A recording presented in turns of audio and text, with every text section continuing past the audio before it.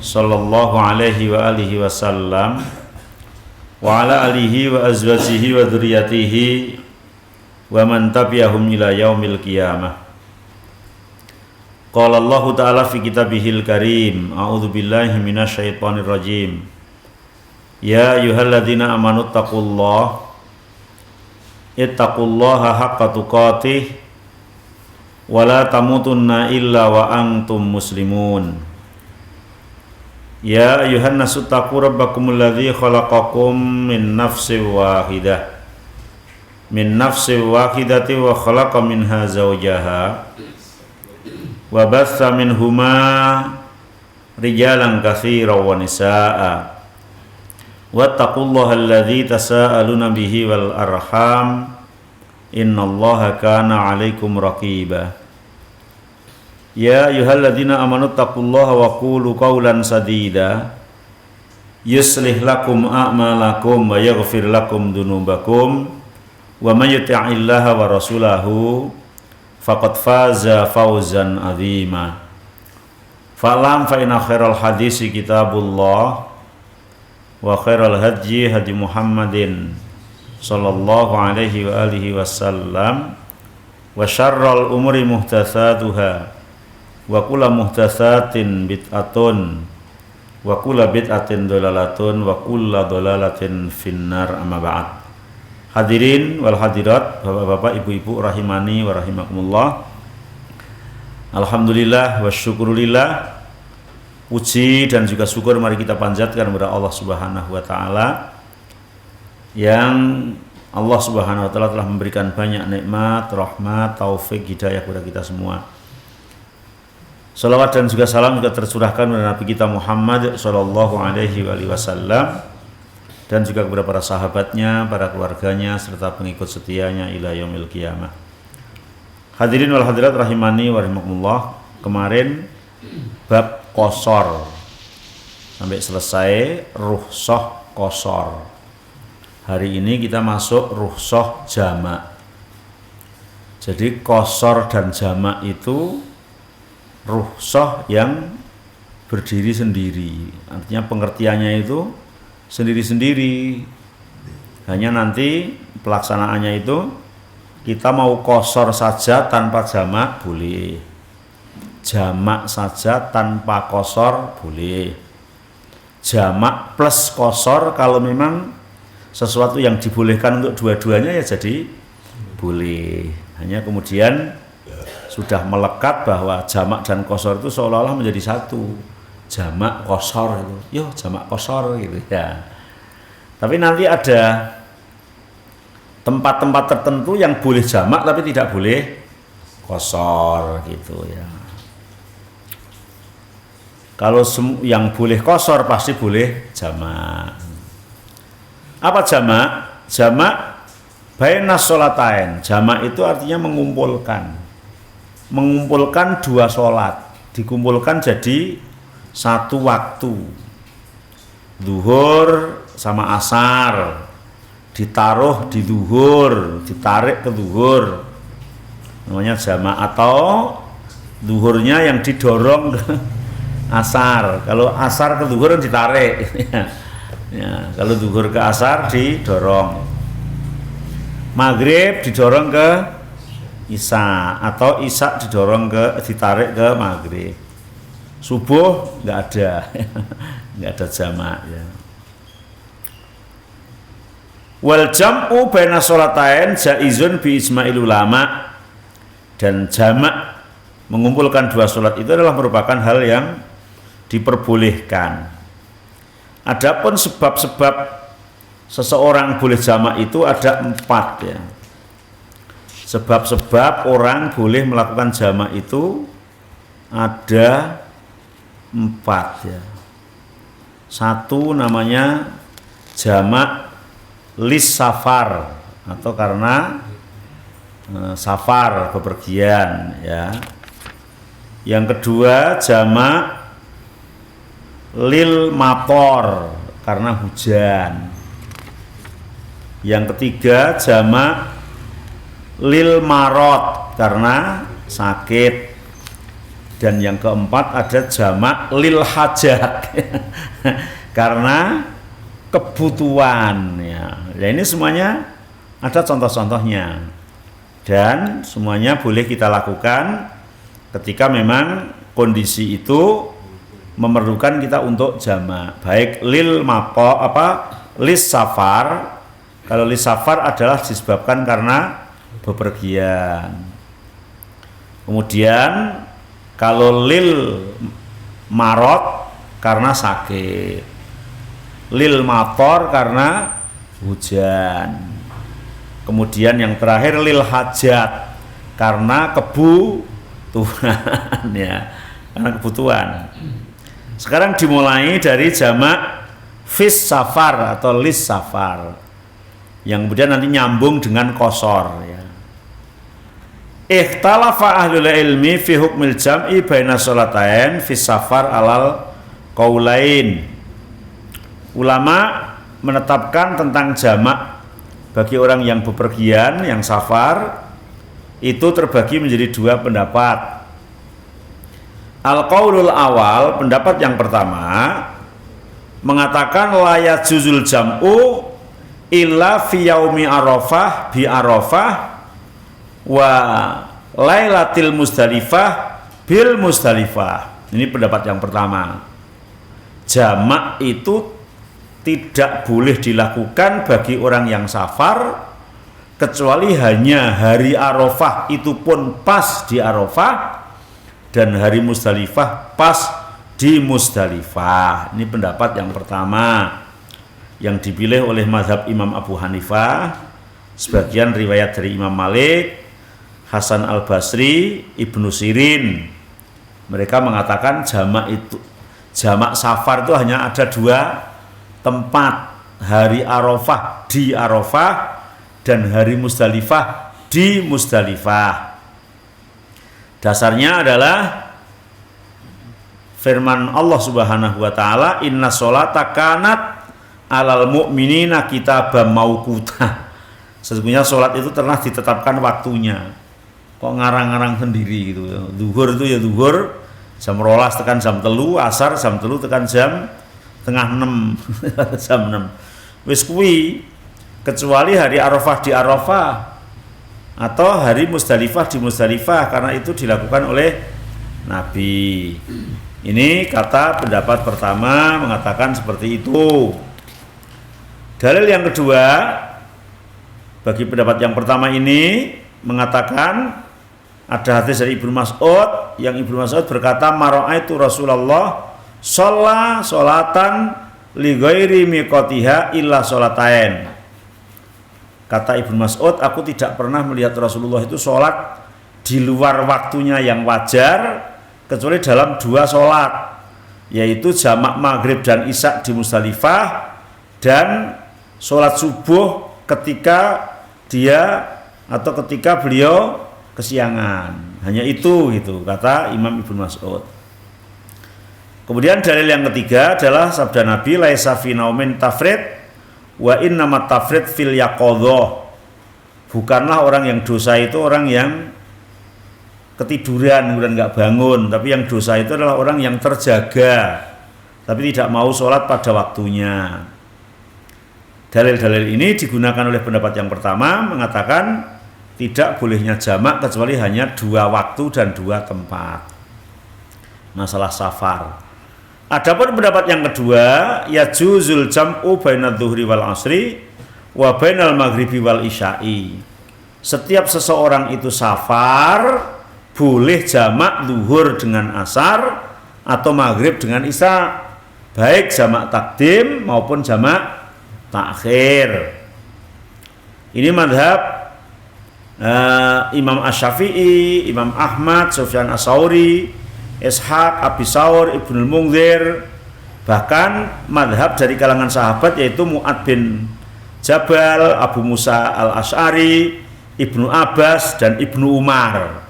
Ini pendapat kedua lebih kuat karena dipilih oleh beberapa kalangan ulama sahabat, ulama tabi'in dan juga ulama-ulama dalam kalangan madzhabul arba'ah. Mereka berdalil dengan beberapa dalil ya, beberapa dalil ada 4 dalil tuh yang dikemukakan. Yang pertama adalah hadis Anas bin Malik. Beliau berkata, karena Rasulullah Shallallahu Alaihi Wasallam adalah Rasulullah Shallallahu Alaihi Wasallam idza irtahala qabla an taziga syamsu akhara dhuhra ila waqtil asri. Ketika Nabi itu bepergian sebelum masuk waktu zuhur sudah berangkat, maka Nabi mengakhirkan sholat zuhur itu sampai waktu asar. Tsumma nazala fajama'a bainahuma, maka pada waktu asar itu Nabi turun dari kendaraannya kemudian menjamak 2 sholat itu. Fa idza zagat asyamsu qabla ayartahila, tapi ketika perginya itu sudah masuk waktu zuhur, maka Nabi sholat zuhur ya, tsumma ya raqiba, kemudian baru dia naik. Di hadis ini menunjukkan bolehnya jamak. Yang kedua, ketika perginya sudah zuhur, di rumah hanya sholat zuhur saja, enggak sama asar, karena memang ketika masih di rumah itu belum disebut musafir, maka belum boleh jamak. Maka ketika perginya sebelum zuhur justru mengakhirkan sampai asar, kemudian baru menjamak. Kalau perginya sebelum zuhur, maka Nabi kalau perginya sudah masuk waktu zuhur, maka Nabi hanya sholat zuhur saja. Ini menunjukkan bolehnya dijamak. Hadis riwayat Imam Bukhari dan Imam Muslim. Kemudian hadis yang kedua adalah hadis Ibnu Umar. Beliau berkata, karena an-nabiyyu, keberadaan Nabi adalah yajma'u bainal maghrib wal isya idza jadda bihi as-sair, mengumpulkan antara maghrib dan isya ketika dia sedang dalam kondisi bepergian. Kemudian hadis Ibnu Abbas, dia berkata, karena Rasulullah yasma'u baina sholatul dhuhri wal asri idza kana ala dhuhri sairin wa yasma'u bainal maghribi wal isya. Nabi ternyata menjamak sholat zuhur dan asar ya, dan terkadang menjamak antara maghrib dan isya. Kemudian hadis Mu'ad bin Jabal, anna Nabiya sallallahu alaihi wasallam, sesungguhnya Rasulullah sallallahu alaihi wasallam kana fi ghazwati Tabuk, ketika sedang berada di perang Tabuk, yasma'u baina dhuhri wal asri wal maghribi wal isya'i, beliau menjamak antara zuhur dan asar dan antara maghrib dan isya. Fa akhara shalah yauman, maka mengakhirkan sholatnya pada satu hari.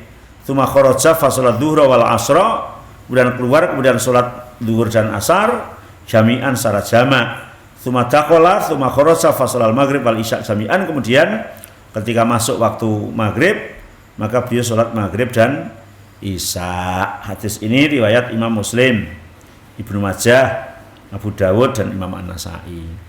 Menunjukkan ketika bepergian disyariatkan jamak, baik takdim maupun takhir.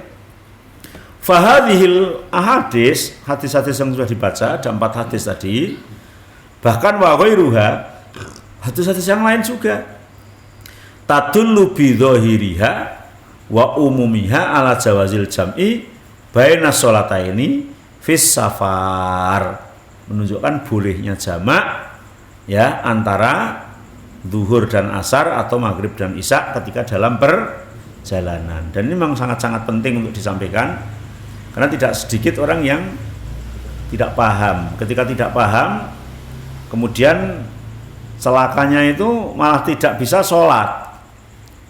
Ada orang yang nggak tahu tentang jamak sholat pada waktunya, zuhur misalnya, dan ternyata nanti asarnya di perjalanan dia nggak bisa sholat misalnya. Padahal kan misalnya perjalanan panjang kan boleh zuhur jamak takdim sama asar, nanti maghrib sama isya jamak takhir, kan bisa panjang gitu ya, dan itu diperbolehkan. Tapi ada yang sebagian yang belum memahami. Kemarin saya safar itu ada sepasang suami istri dari Kudus itu, istrinya ngajak sholat jamak, suaminya malah nggak mau gitu, malah padu gitu. Lah setelah padu istrinya jamak, ketika waktu asar ketemu baru ngobrol-ngobrol, saya mau berhenti situ mau sholat dulu Ustaz. Oh iya tadi malah nggak jamak. Enggak, apa boleh? Boleh. Makanya istri saya jamak, saya malah bertengkar sama istriku. Jadi orang nggak paham malah jadi bertengkar gitu ya.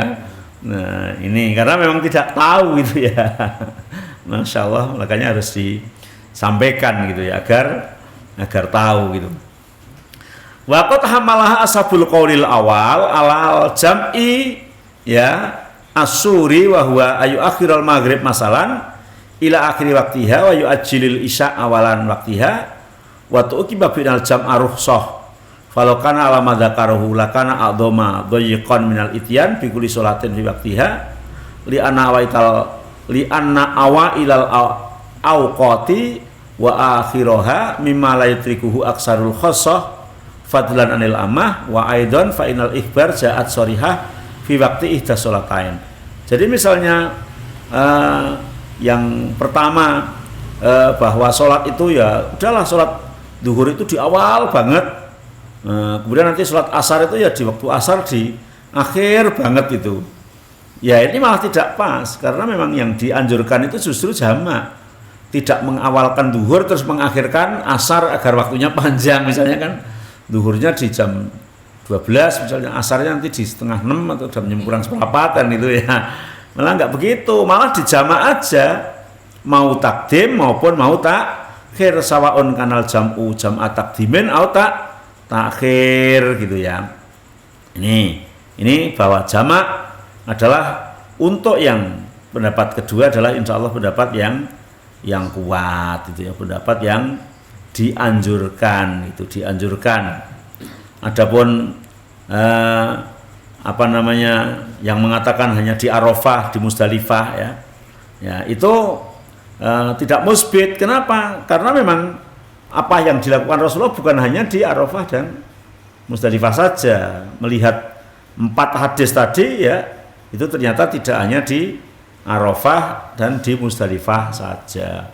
Maka boleh ketika kita bepergian menjadi musafir untuk melakukan sholat jamak, dan itu adalah bagian dari rukhsah, meringankan. Ya tadi misalnya kita pergi sebelum duhur atau pergi sebelum duhur, tapi kemudian ketika kita mau naik kereta api atau pesawat misalnya, sebelum naik sudah masuk waktu duhur, kita bisa sholat duhur sama asar takdim. Kemudian nanti sholat maghrib sama isya-nya bisa takhir ketika sudah sampai tempat. Misalnya dari Jakarta atau ke Jakarta ya. Misalnya kita naik kereta jam 1 atau jam 2 siang. Kan mesti berangkat dari rumah sebelum duhur sampai stasiun toh. Kita bisa lakukan jamak itu di stasiun, duhur sama asar dengan jamak takdim sekitar di jam 1. Perjalanan kereta api kan 6 jam 7 jam. Pasti turun di Senen sana itu sudah isya kan. Maghribnya masih di dalam kereta api, maka bisa melakukan maghrib dan isya-nya jamak takhir di stasiun Senen atau Gambir gitu. Itu salah satu contoh. Jadi ternyata bisa untuk menjadikan seorang itu menjadi lebih ringan ya, lebih ringan dalam melakukan ibadah, tapi tidak meninggalkan ibadah itu sendiri ya. Karena memang di tempat-tempat tertentu atau daerah-daerah tertentu atau mungkin di kampung-kampung tertentu masih banyak tentang pengertian ilmu yang terbatas, sehingga akhirnya malah bingung gitu ya, bingung nggak boleh jamak tapi bisa jadi malah membolehkan tidak sholat, kan repot gitu tuh. Karena ketika nggak jamak kan terus ada waktu yang memang dia tidak bisa sholat gitu ya. Iya gitu ya. Misalnya juga ada orang sakit itu ya. Nah, sholat itu kan tetap nggak boleh ditinggalkan, hanya cara melakukannya sesuai dengan kemampuan. Tapi ketika sakit merasa nggak mampu untuk bersih-bersih secara sempurna, merasa nggak mampu untuk wudhu dengan sempurna, untuk bangkit berdiri dengan sempurna, maka kemudian menyatakan udzur untuk tidak sholat. Ini bahaya kan. Yang pun sakitnya mari gitu. Lah nek titik-titik ya. Kan ya sakit itu kalau nggak mari kan mati titik-titik. Ya, itu kan terus gimana kan? Iya. Makanya melaksanakan sesuai dengan kemampuan. Mampunya dengan duduk ya dengan duduk, dengan tiduran ya dengan tiduran. Mampu wudu ya wudu, gak mampu wudu ya tayamum gitu ya. Itu ini rukhsah agar seorang itu tidak meninggalkan sholat.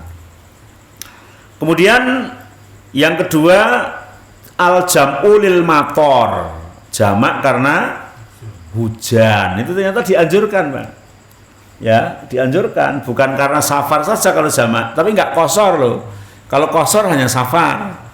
Ini jamak yang tanpa qashar. Ya juzu jam'ud dhuhri ma'al asri, boleh menjamak zuhur dan asar, awil maghriba ma'al isya'i, atau maghrib dengan isya, bisa babil mator, disebabkan karena hujan, indal jumhur, bahkan menurut jumhurul ulama. Boleh jamak zuhur sama asar atau maghrib sama isya disebabkan hujan dengan jamak takdim. Jadi jamak hujan itu khusus takdim. Lah kalau takhir terus gimana? Ya, takdim. Ya, jadi udah di musola kumpul kayak gini, maghrib hujan, udah sekalian iqomat isya gitu. Bahkan adzannya tadi kalau hujan kan bukan hayya 'ala sholah, tapi as-sholatu fi buyutikum. Tapi lagi-lagi sosialisasi. Kalau enggak, orang yang nggak tahu jadi bingung gitu ya. Dalam hadis Ibnu Abbas, Imam Ibnu Abbas mengatakan jama'a Rasulullah baina dhuhri wal asri wal maghribi wal isya'i bil Madinah fi ghairi khaufin wala matorin. Nabi pernah menjamak antara zuhur dan asar dan antara maghrib dan isya di Madinah. Dan Nabi rumahnya Madinah. Fi ghairi khaufin wala matorin. Padahal orang angin, orang bledek. Maksudnya fi ghairi khaufin, tidak dalam kondisi ketakutan, wala matorin, dan tidak dalam kondisi hujan. Itu pernah Nabi menjamak. Lebih-lebih dalam kondisi hujan dan ketakutan, ya lebih diperbolehkan. Lebih diperbolehkan. Wa yusairu anal jam'a lil mator karena ma'rufan fi ahdi Nabi sallallahu alaihi wasallam.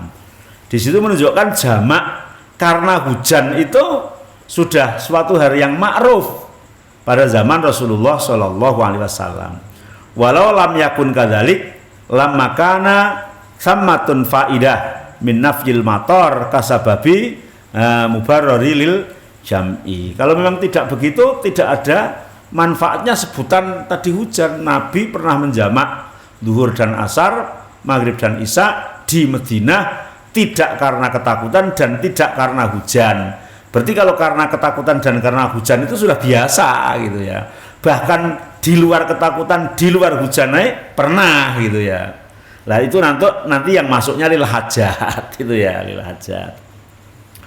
Kemudian Imam Nafi' juga mengatakan anak Ibnu Umar kana idza jama'al umara bainal maghrib wal isya fil matar jama'a ma'ahum. Ya, kata Imam Ibnu Umar ya, kata Nafi', Imam Ibnu Umar, sahabat Ibnu Umar, ketika imam menjamak maghrib dan isya ketika hujan, maka mereka juga sholat jamak bersama mereka. Maka boleh itu ketika hujan. Hisam bin Urwah mengatakan anna Abah Urwah wa Sa'id bin Musayyab wa Abu Bakrin bin Abdurrahman ya bin Haris ibn Hisam ibn al-Mughirah al-Mahzumi kanu yajma'una bainal maghribi wal isya fil lailah al-matirah idza jama'u baina sholataini wala yungkiruna dzalik. Jadi Sa'id bin Musayyab, Abu Bakar bin Abdurrahman ya, ketika hujan malam-malam mereka menjamak maghrib dan isya dan tidak ada yang mengingkari dari kalangan sahabat yang lain. Kemudian dari Musa bin Uqbah mengatakan anak Umar bin Abdul Aziz kana yasma'u bainal maghrib wal isya al akhirah idza kana al matar. Imam Umar bin Abdul Aziz menjamak antara maghrib dan isya ketika terjadi hujan. Jadi boleh jamak disebabkan hujan, yaitu dengan jamak takdim, karena agar orang-orang yang di rumah biar sholat di rumah, orang-orang yang di masjid biar melakukan sholat jamak, nanti tidak perlu ke masjid lagi, dan dianjurkan itu ya. Ya, dianjurkan bagi orang yang membiasakan sholat jamaah ke masjid. Kalau yang biasa sholatnya di rumah terus ya nggak dapat terus. Iya, biasanya yang terus. Ya. Kemudian yang ketiga, al-jam'u lil hajat al-aridah. Jamak disebabkan hajat. Seperti apa hajat itu? Banyak ya. Misalnya kita gambarkan orang kerja, misalnya orang Semarang Timur atau Semarang Selatan sini kerja di Semarang Tengah atau Semarang Barat ya. Keluar kantor jam 5, naik BRT ya, ternyata jalannya macet, azan maghrib ning bis ya. Ya misalnya jenengan medun terus luru masjid golek sholat ning masjid ya ape boleh gitu ya. Tapi ketika jalannya macet, penumpangnya penuh itu nanti nek medun mesti kewengen meneh kan itu ya. Kapan sampai rumahnya? Maka ketika seperti itu boleh jamak takhir, maghribnya nanti dijamak sama isya setelah sampai rumah. Yang tidak boleh itu setiap hari kayak begitu gitu ya. Akhirnya besok kalau pulang ya baca-baca, ada habis maghrib aja lah. Tapi kalau sekarang itu maghribnya jam 6. Biasanya kalau maghribnya setengah 6 atau setengah 6 kurang itu dari keluar kantor ke maghrib itu cepat banget gitu ya. Sehingga kadang-kadang maghrib di perjalanan. Maka ketika seperti itu boleh melakukan jamak, namanya lil hajat ya. Butuh gitu, perlu gitu ya. Ibnu Abbas mengatakan, sholat Rasulullah adzuhra wal asra jami'an bil Madinah min ghairi khaufin wal matarin. Nabi pernah sholat jamak di Madinah tanpa hujan ya dan tanpa takut. Ya. Maka Abu Quraib dan Sa'id mengatakan qultu li Ibnu Abbas lima fa'ala dzalik qala kai layah ruju ummatahu, agar Nabi itu tidak memberatkan kepada umatnya, agar tidak memberatkan kepada umatnya.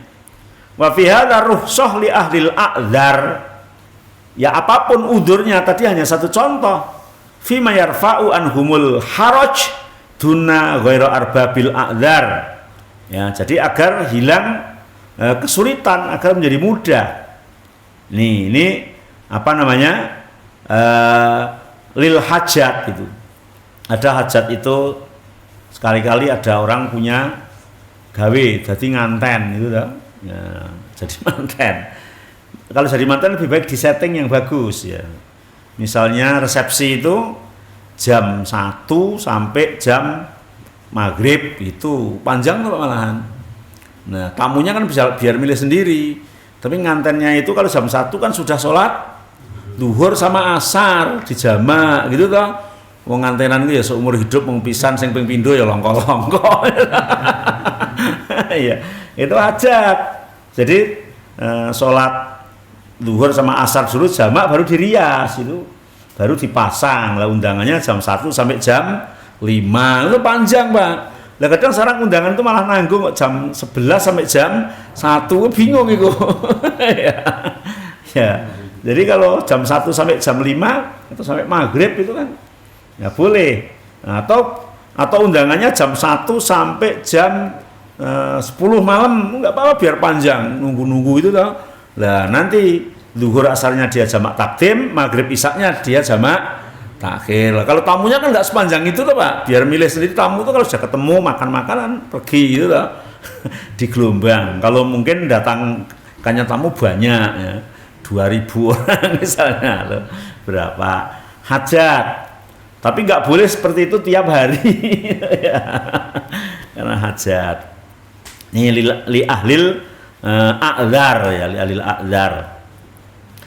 Kemudian Syekhul Islam Ibnu Taimiyah itu mengatakan begini, was-sunnah wal falahun idza kana fil waqtil khas masyaqqatun alaihim mislu ayakunal ma'ba'idan fi fi'li shalah wa idza dhahabu ilaihi wa tatahharu ta'attala al-amal alladhi yahtaju ilaihi falahum ayusallu fil waqtil mustarik fayajma'u baina sholatain. Imam Syekhul Islam Imam Ibnu Taimiyah mengatakan begini, misalnya ada petani petani. Misalnya wayah panen atau terutama wayah panen itu, tami sawah kan ke sawah. Berangkat dari pagi. Ya, ini nanti sulit kalau harus pulang dulu, mungkin di sana juga nggak ada tempat sholat atau kesulitan itu boleh dijamak. Sehingga pas panen itu berangkatnya pagi jam 7, pulang sampai jam 3, sampai rumah asar, sholatnya di jamak takhir zuhur sama asar, boleh. Nah, ketika waktu-waktu tertentu, artinya pas panen, pas apa yang memang tidak, ini kalau misalnya zuhur itu ditinggal pulang sholat nanti bisa mungkin hilang, bisa dipangan manuk atau bisa apa gitulah ya. Nah, ini ketika sewaktu-waktu seperti itu maka boleh, bahkan fil waktil mustarok fayasma'u baina sholatain. Ini petani kata Syekhul Islam Ibnu Taimiyah. Atau apalah, artinya udzur-udzur yang memang mengharuskan. Artinya tidak boleh seseorang itu malah meninggalkan sholat ketika tidak bisa sholat pada waktunya karena suatu udzur. Yang sholat itu bisa dijamak, lebih baik untuk dijamak. Itu al-a'dzar, orang-orang yang udzur.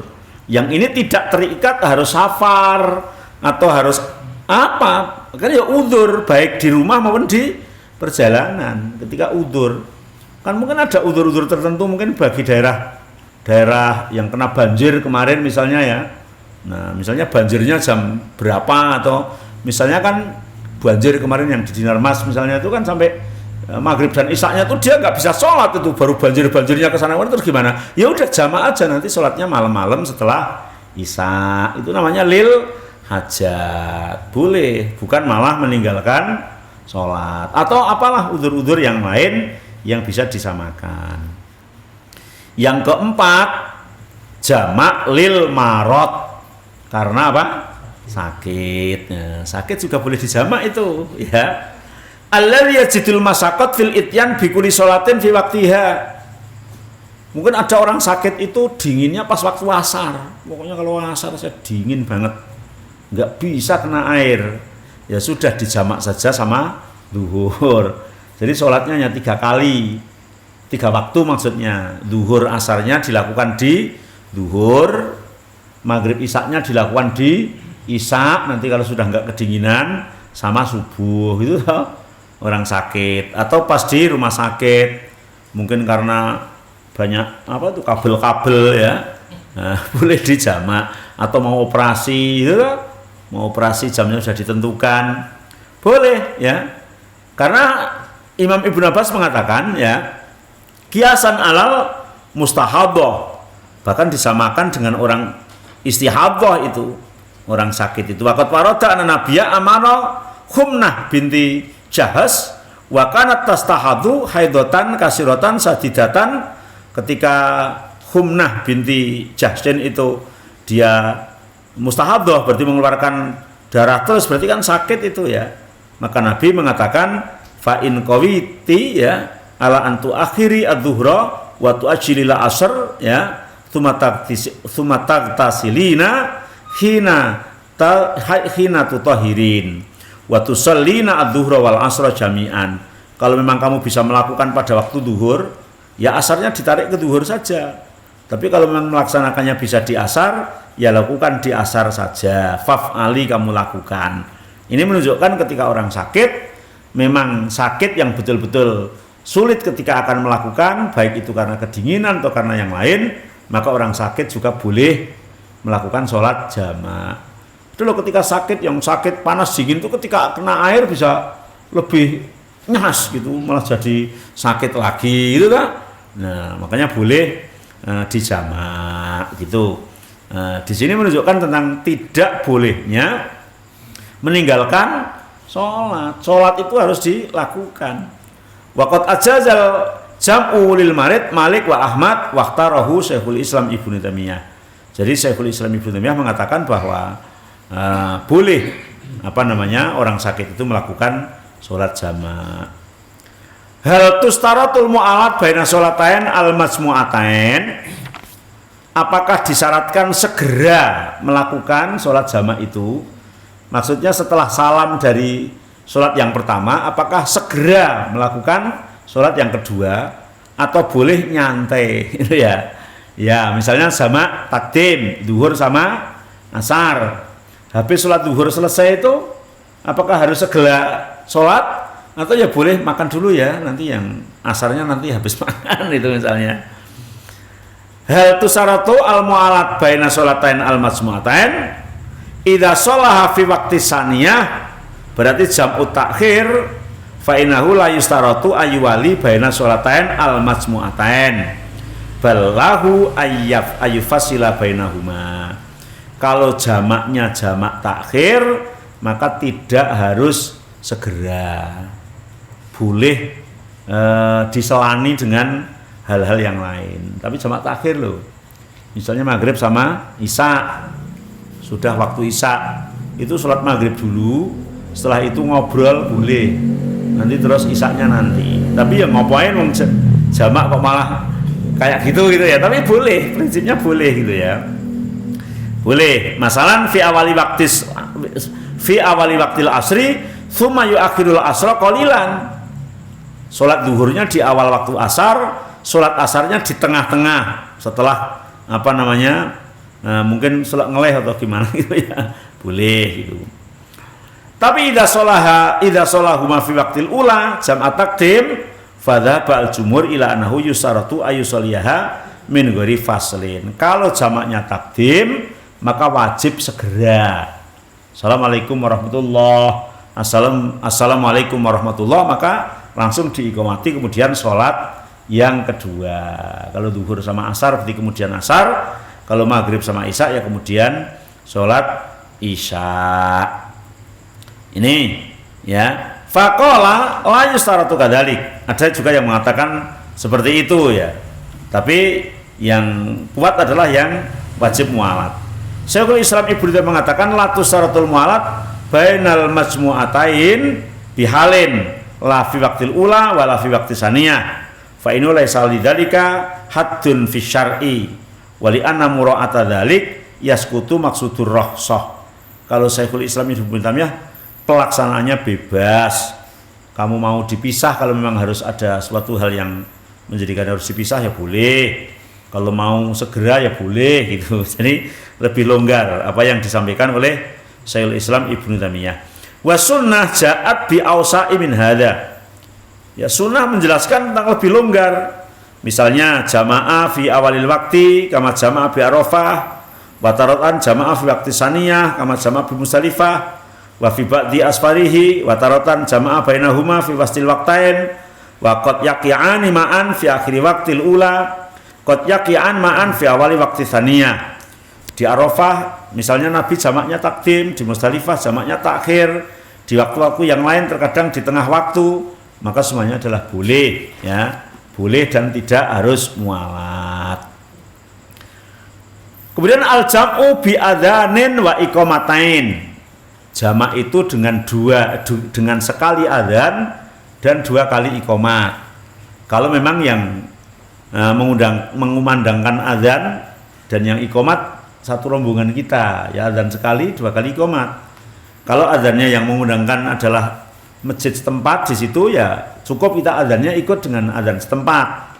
Iqamat yang pertama juga ikut penduduk setempat, baru iqamat yang kedua yang diiqamati oleh orang yang beserta di dalam sholat jamak tersebut. As-sunnah fil jam'i baina sholatain al-iktisar ala adzanin wahid wal iqamah likulli wahid minas sholatain. Adzan sekali, iqamat 2 kali, karena Nabi sholat dengan 2 kali sholatan di Arafah dengan adzan sekali dan 2 kali iqamat. Begitu juga ketika di Musdalifah sholat maghrib dan isya adzan sekali dan 2 kali iqamat itu. Jadi ya adzannya sekali, iqamatnya 2 kali. Kemudian at-tartib, ini yang kadang-kadang sulit ini ya. At-tartib baina sholataini al-majmu'atain. Tartib itu mendahulukan yang dulu, mengakhirkan yang akhir. Zuhur sama asar itu duluan mana? Zuhur. Maka baik takdim maupun takhir ya harus zuhur dulu gitu.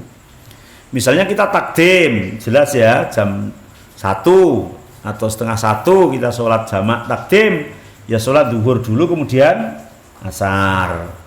Begitu juga ketika sholat zuhur dan asar di waktu asar. Duluan zuhur atau duluan asar? Ya zuhur, karena pada hakikatnya duluan zuhur daripada asar. Ini namanya tartib. Jadi yustaratu at-tartib baina sholatain al-majmu'atain li anna syar'a ja'a bi tartibil awqat fi sholawat fa wajaba an takuna kullu sholatin fil mahal alladzi rattabaha syari' fihi wa qad qala shallu kama ra'aitumun usolli. Jadi karena memang sholat itu tartib, zuhur, asar, maghrib, isya, subuh gitu. Tidak asar, zuhur, isya, maghrib, kan enggak begitu toh? Ya, tartib gitu. Lakin lawan nasa insan au jahila au hadara qauman yusallunal isya wa qad nawa jam'at ta'khir fa shala ma'ahum al isya tsumma shala al maghrib fal tuzihu qala al fuqaha la wala tasihu minul isya fa yusalli al isya saniyatan ba'dal maghrib. Ada kemudian misalnya orang itu lupa atau orang itu nggak tahu, ya itu ya masuk ke dalam kategori orang tidak tahu. Atau yang jadi masalah itu gini, jamak takhir maghrib sama isya.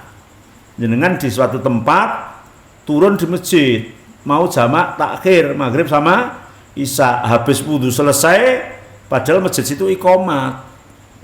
Lah repot toh, jenengan kan nggak mungkin mau ikut jamaah sementara jenengan sholat maghrib. Lah nanti berarti kan salam duluan ya. Ya, lah ini sebagian ulama mengatakan udzur, maka boleh mendahulukan isya kemudian barusan setelah itu maghrib. Tapi sebetulnya yang paling tepat mendatangi kalau mau jamak takhir itu jangan berhenti di masjid pas azan isya, wong toh sudah jamak takhir gitu. Jadi nanti ya ke masjidnya itu jam 8 atau jam setengah 8 menunggu orang sholat isya itu sudah selesai gitu, sehingga jenengan bisa melaksanakan sholat jamak beserta rombongan, mendahulukan maghrib, mengakhirkan isya gitu. Kadang-kadang kan kita nggak setting gitu, mau jamak takhir tapi mampirnya di situ pas azan, giliran sudah wudhu semua mau sholat, qomat isya, terus gimana ya?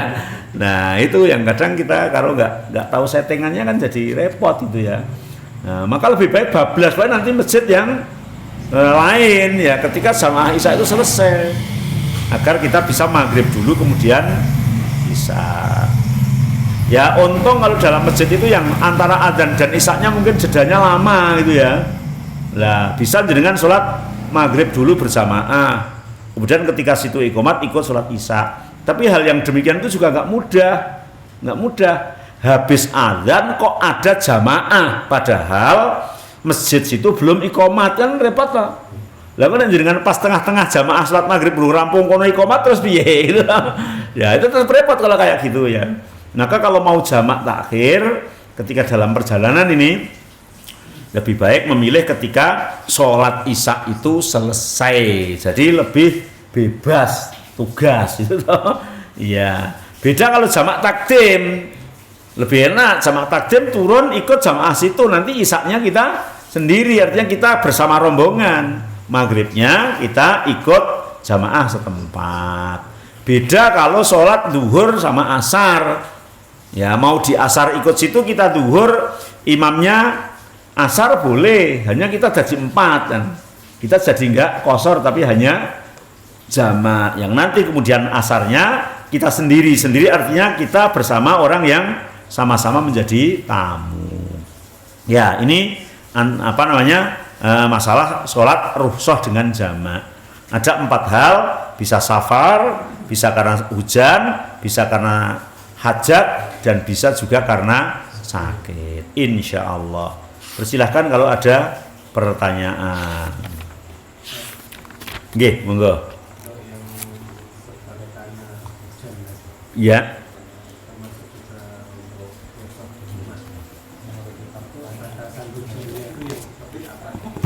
Ya, karena itu hujan, maka mana-mana air turun dari langit yang disebut hujan secara uruf ya. Maka ketika maghrib itu kadang keratak-keratak tanya, hujan. Grimis ya ora usah, grimis seperti ora udan.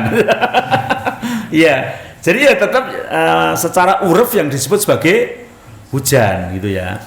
Mungkin kalau kita mengandai-andai kalau itu ya. Karena kalau hujan itu orang kemudian tidak bisa pergi ke masjid, bisa menjadi basah kuyup, bisa menjadi masuk angin dan lain sebagainya ya. Tapi ketika hujan rintik-rintik itu misalnya di tempat itu disebut sebagai hujan ya hujan itu ya. Karena ada orang itu yang memang alergi atau apa ketika hujan hanya sekedar kecil tapi pergi ke masjid jadi sakit, masuk angin gitu ya. Karena kan Allah memberikan keringanan orang yang sudah mematuhi hukum Allah. Nah, orang rutin jamaah ke masjid itu kan luar biasa, dinilai positif oleh Allah sehingga diberi keringanan. Ini dari ibu-ibu ya. Mohon izin bertanya, ketika saya dan keluarga sedang safar dan belum menjalankan sholat maghrib, ketika kami sampai di masjid dan mendapati di masjid sedang menjalankan sholat isya, apakah kami mengikuti jamaah sholat isya padahal kami belum sholat maghrib? Bagaimana Ustadz? Jazakumullah khairan. Tadi sudah dijelaskan, jelas banget ya. Ya. Jadi ya kalau awalnya belum tahu di waktu isya dulu kemudian baru maghrib nggak apa-apa. Tapi sekarang kalau sudah tahu kayak penjelasan tadi di setting gitu ya.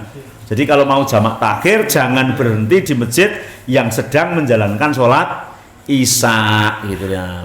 Ya kalau mau berhenti ya, tapi kan saru kalau berhenti di situ pada jamaah malah duduk di sambi gitu ya. Nggak boleh kayak gitu ya. Ya kalau di mobil mungkin di mobil aja, atau ya bablas aja nanti nyari masjid lain kan ya ada gitu ya. Itu insya Allah. Begitu Bu, wallahu a'lam. Nggih, monggo Pak. Ini masih kaitannya dengan sholat jamaah.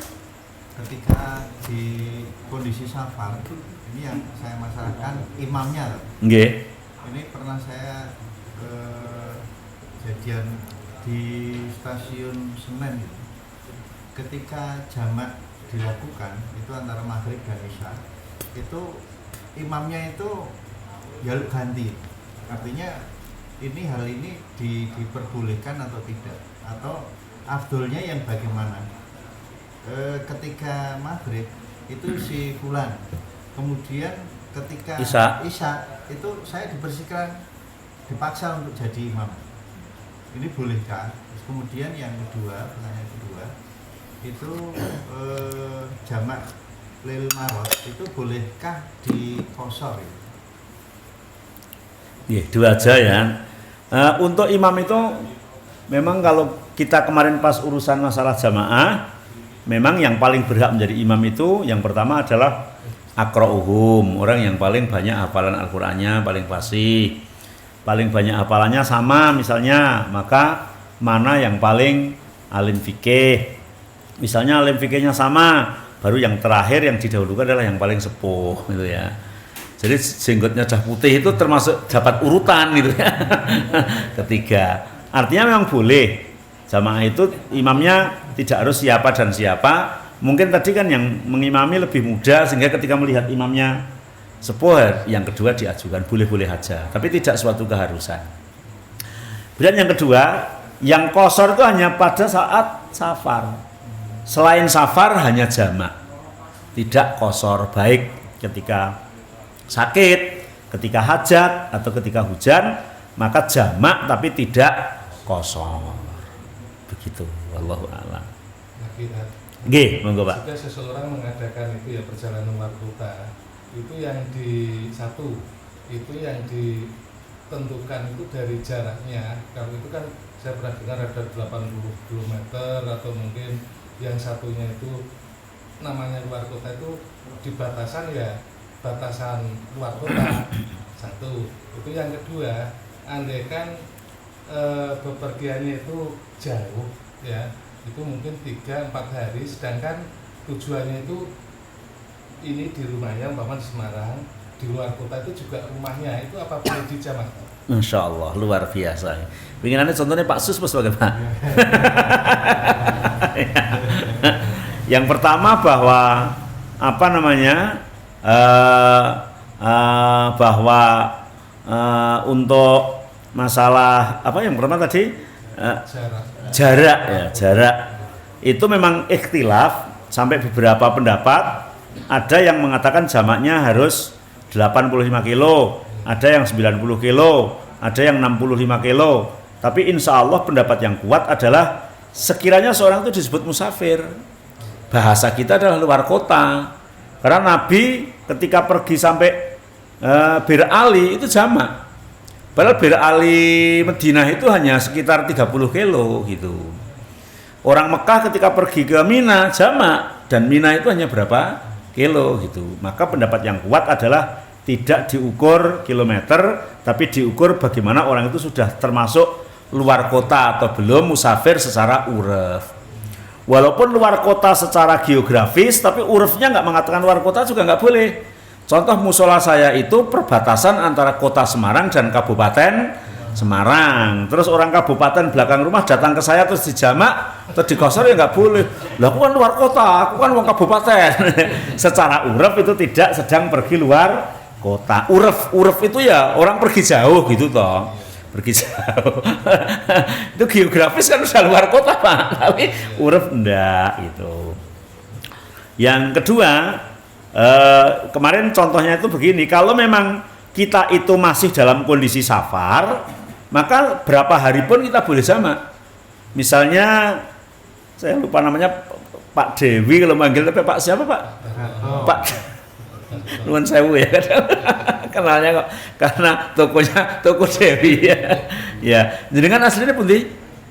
Bluro. Misalnya jenengan kondur Bluro, bahasane Jawa mungkin kondur, oh Pak kondur Bluro. Tapi ternyata di Bluro itu nggak punya siapa-siapa, artinya itu nggak punya rumah, nggak punya apa, hanya nengok keluarga di sana. Nah di sana 3 hari 4 hari jamak terus boleh, karena masih disebut sebagai musafir, orang bepergian.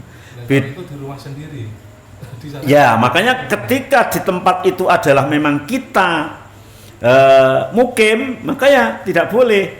Lah status mukim itu apa gitu? Di antaranya KTP itu mukim, ya. KTP-nya mana?